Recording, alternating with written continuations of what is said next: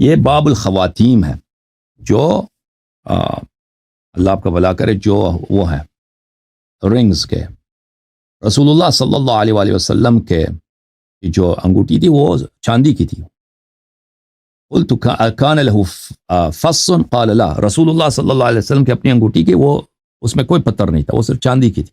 اچھا، لیکن اہل بیت علیہم الصلوۃ والسلام نے فرمایا ہے کہ یہ باب العقیق ہے، عقیق کے متعلق. بلی قال امام رضا علیہ السلام العقیق ینفی، نہ العقیق ینفی الفقر ولبس العقیق ینفی النفاق. عقیق جو ہے فقر کو، پاورٹی کو انسان سے دور کرتا ہے، غربت کو، اور اس سے نفاق انسان سے دور ہو جاتی ہے. رسول اللہ صلی اللہ علیہ وسلم خود ان کے اپنے پاس عقیق نہیں تھا، پیغمبر صلی اللہ علیہ وسلم کے پاس عقیق نہیں تھا انگوٹھی میں، لیکن وہ فرماتے تھے کہ عقیق پہنا کرو.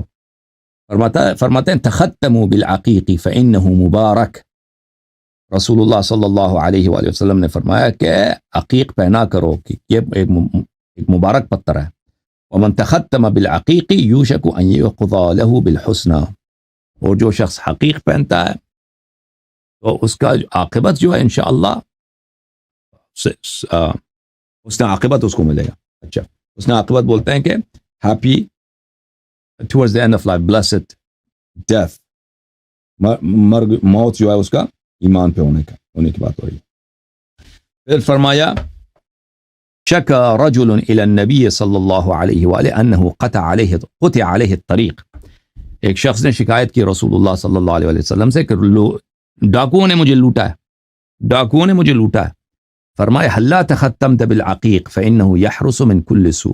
رسول اللہ صلی اللہ علیہ وسلم نے فرمایا کہ تم نے عقیق کیوں نہیں پہنا؟ عقیق اگر تم پہنتے نا تو یہ انسان کو حفظ کر دیتا ہے بری چیزوں سے.